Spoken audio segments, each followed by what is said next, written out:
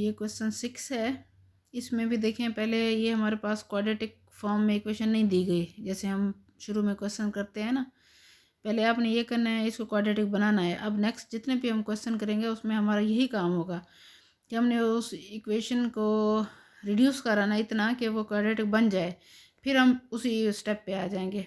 देखें, ये जो हम कर रहे हैं ये यहाँ पे आके ये क्वाड्रेटिक बने है, जैसे हमारा क्वेश्चन 1 2 3 हमने पहले किए हैं ना, यहाँ पे आके हमारा वो क्वाड्रेटिक इक्वेशन बनी है और फिर हम उसको उसी तरीके से सॉल्व करेंगे। यानी यहाँ आके हम फर्स्ट सेकंड क्वेश्चन वाले मेथड से हमने इसको सॉल्व करना है। यहाँ पे आके पहले क्या करना है, पहले से सिंप्लीफाई करना है।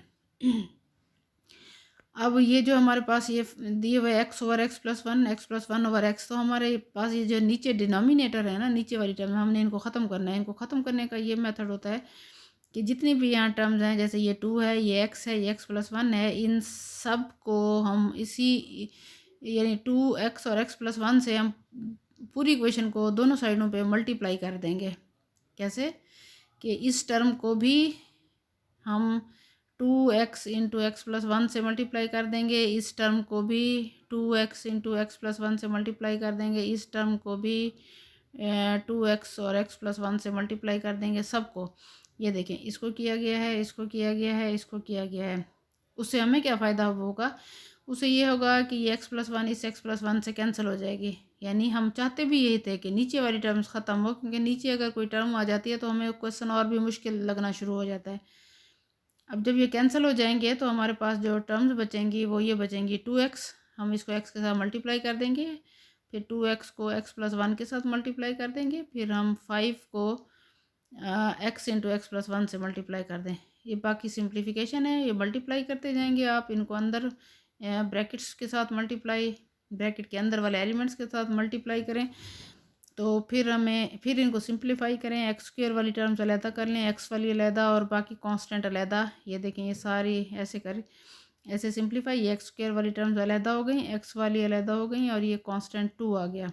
ये हम क्वाड्रेटिक इक्वेशन बन गई। अब हमारे पास यहाँ कोफिशिएंट 1 है, तो हम 2 के 2x स्क्वायर, 2 और x स्क्वायर, ये देखें ये 2x स्क्वायर के पार्ट्स करेंगे और इन दोनों को हम कोई दो नंबर ऐसे फाइंड करेंगे जिनको मल्टीप्लाई करें तो 2x स्क्वायर आए, तो ये हमारे पास नंबर्स बन गए। बाकी ये पहले जैसे आपने क्वेश्चन किए हुए हैं उसी तरह सॉल्व होगा। थोड़ा सा यही था कि डिनोमिनेटर को हमने सॉल्व करना है, डिनोमिनेटर को ख़त्म करना है। वो कैसे ख़त्म होगा, जैसे अगले क्वेश्चन में दोबारा देखें आप, x यहाँ डिनोमिनेटर में है x plus one, x plus two, x plus five, तो हम पूरी इक्वेशन को x plus one, x plus two और x प्लस फाइव से मल्टीप्लाई कर देंगे। किस किस को, इसको भी मल्टीप्लाई करेंगे, इसको भी मल्टीप्लाई करेंगे, इसको भी मल्टीप्लाई करेंगे। होगा क्या, फिर ये कैंसिल हो जाएगा इससे, ये कैंसिल हो जाएगा इससे और ये कैंसिल हो जाएगा इससे। बाकी जो टर्म्स बचती हैं आप उन्हें मल्टीप्लाई करते जाओ, सबको मल्टीप्लाई करें, ये मल्टीप्लिकेशन हो गई। फिर आप एक्स स्क्वायर वाली टर्म अलहदा कर लें, एक्स वाली अलहदा, कांस्टेंट अलहदा, तो सिंप्लीफाई करने के बाद हमारे पास ये एंड में हमारे पास ये इक्वेशन आ जाएगी। ठीक है, इसमें से भी अभी 2 कॉमन आ सकता है, तो आप 2 कॉमन निकाल लें, 2 यहाँ से बाहर निकलेगा तो बाकी हमारे पास 2x square plus x minus 3 आप रह जाएगा। ठीक है, फिर आपके पास ये वही फर्स्ट सेकंड क्वेश्चन हमने किए थे ना, वो हो जाएगा। अब हमने कौन से एलिमेंट्स फाइंड करने हैं, यानी ये 2 और 3 को मल्टीप्लाई करने के बाद 6x स्क्वायर बन जाएगा।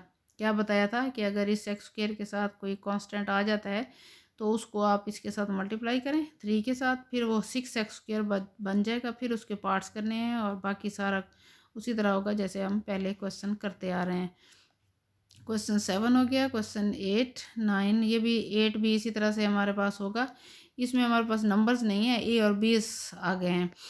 अब प्रोसेस वही करना है आपने। आप देखें, आप यहाँ भी हमारे पास ये ऐसी टर्म आ गई है, दो एलसीएम वाली, इनका एलसीएम यानी जो भी होगा, जो समझे डिनोमिनेटर में जो टर्म्स है उनको ख़त्म करना है। लेकिन उसके लिए पहले उन्होंने ये किया है कि इसको और इसको टर्म को इकट्ठा कर दिया है, इसको और इसको इकट्ठा कर दिया है, ताकि सिंप्लीफिकेशन में हमें आसानी हो। ठीक है, फिर आपने इन दोनों को सॉल्व करना, यानी एक क्वेश्चन हमारा ये हो गया, हमने इसको सॉल्व करना है, एक हमारा ये हो गया, हमने इसको सॉल्व करना है। तो सॉल्व करने के लिए हमें इनका एलसीएम लेना पड़ेगा। ठीक है, तो हमने एलसीएम लिया, ए एक्स माइनस वन हो गया, वो ए एक्स माइनस वन सॉल्व किया इसको, ये एलसीएम जैसे सॉल्व करते हैं, ये हमारा सोल्यूशन सॉल्व हो गया। फिर हमने क्या किया कि ये हमारे पास वही डिनोमिनेटर में टर्म आ गई, ए एक्स माइनस वन, यहाँ से बी एक्स माइनस वन। तो हमने ये कहा था कि क्या करें अब, बल्कि आप इनको इनमें से जो टर्म्स हमने ले लिया है ना, A plus B minus A B X, ऊपर भी आ गया यहाँ भी आ गया, तो ये कॉमन ले लें। जब ये कॉमन लेते हैं बाकी अंदर हमारे पास ये बचता है, ठीक है। फिर हम दोबारा इसका एलसीएम ले लिया। जैसे एलसीएम कैसे लेते हैं, हम ऐसे लेते हैं, हम कहते हैं कि 3/2 है प्लस 5/3 है, इनका एलसीएम ले लेंगे, 6 है, फिर इसको सॉल्व करेंगे। इसी तरह हमने इन नंबर्स को सॉल्व किया है, ए एक्स और बी एक्स वालों को। ये सॉल्व करने के बाद आपने क्या करना है कि इनको आपने ये जो है ना क्रॉस मल्टीप्लिकेशन की है इसके साथ, ठीक है। ये A plus B minus A B X ये हमारा वैसे है, ठीक है। ये हमारा बाकी जो हमारे पास है वो है जी ए एक्स प्लस बी एक्स, ये ऊपर वाला है ये, और -2 -1 एंड -1 ये -2। और ये देखें क्रॉस मल्टीप्लाई आप कैसे करते हैं, ऐसे करते हैं ना, ये इस तरह कि ये जो ऊपर वाली टर्म्स है ये इसके साथ मल्टीप्लाई हो जाती है, नीचे वाली टर्म्स इसके साथ मल्टीप्लाई हो जाती हैं, तो वो फिर ये टर्म्स गायब हो जाएंगे, ज़ीरो हो जाएंगे नीचे वाली टर्म जब क्रॉस मल्टीप्लिकेशन करेंगे तो, ठीक है।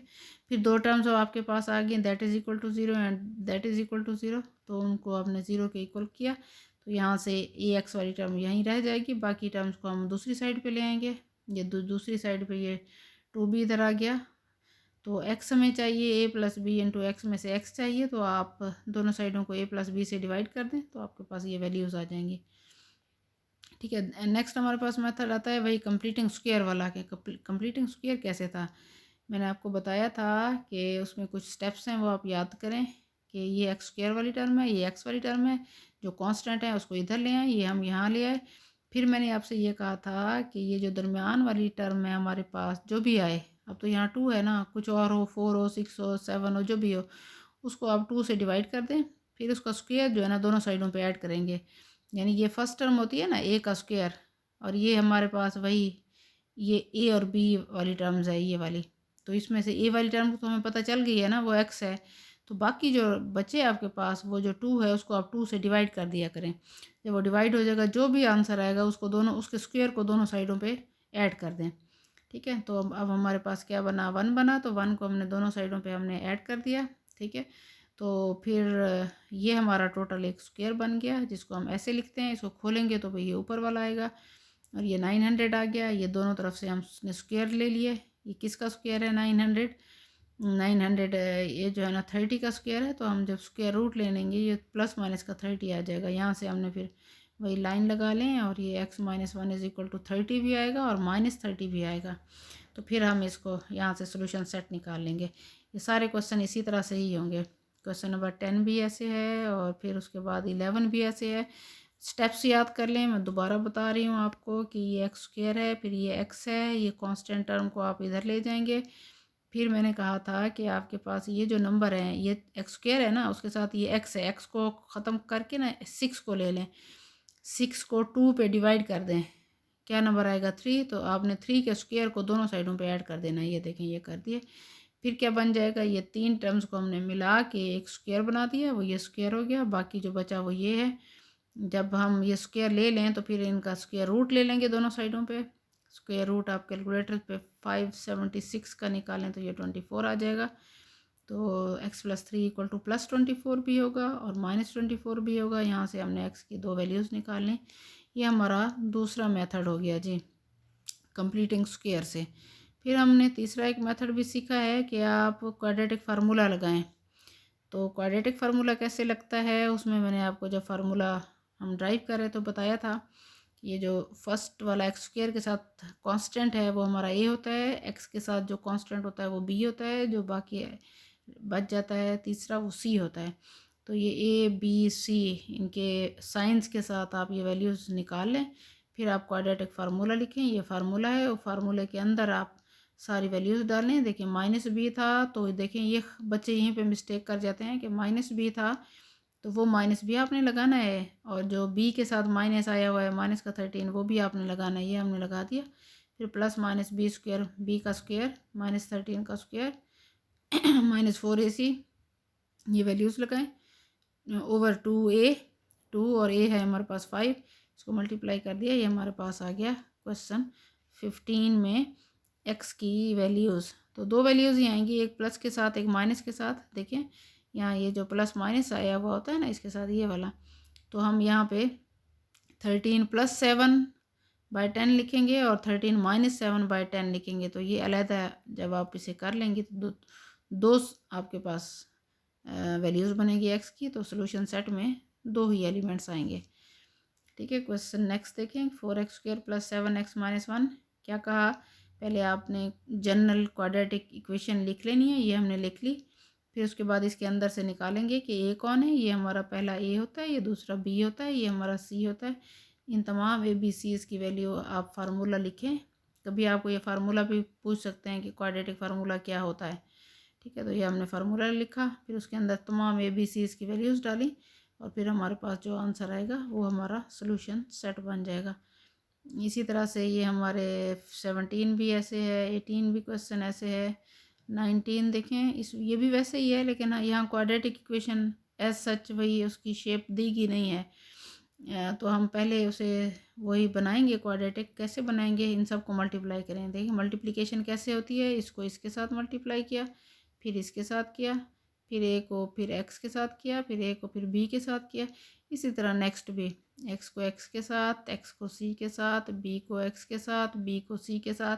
इनके साइंस का भी ख्याल रखिएगा। एक्स और एक्स दोनों प्लस के हैं तो +x², एक्स प्लस का है और ए माइनस का है तो -ax, सी माइनस का है एक्स प्लस का है तो -xc, सी माइनस ए माइनस, तो ये माइनस माइनस प्लस हो जाएंगे, +ac, ये आया हुआ है। ठीक है, इनमें से आप x² वाली टर्म्स अलहदा कर लें, x वाली अलहदा कर लें, और ये बिल्कुल जो x के बगैर हैं वो अलहदा हो गई।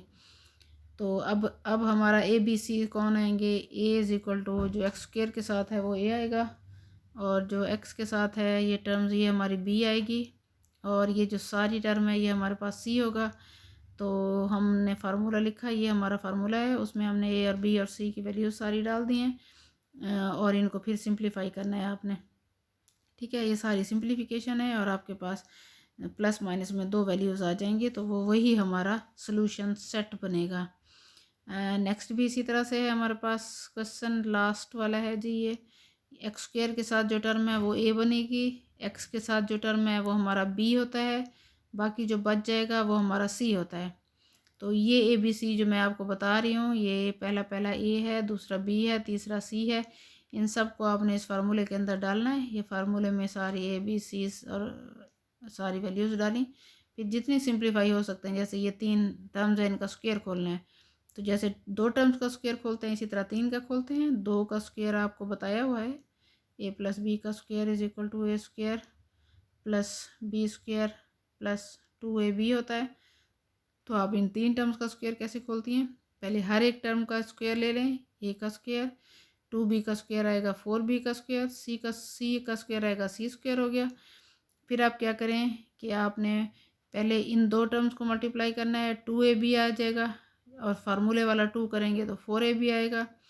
फिर आप b और c को मल्टीप्लाई कर दें तो ये 2bc आएगा, और 2 फार्मूले वाला भी होता है तो 4bc हो जाएगा।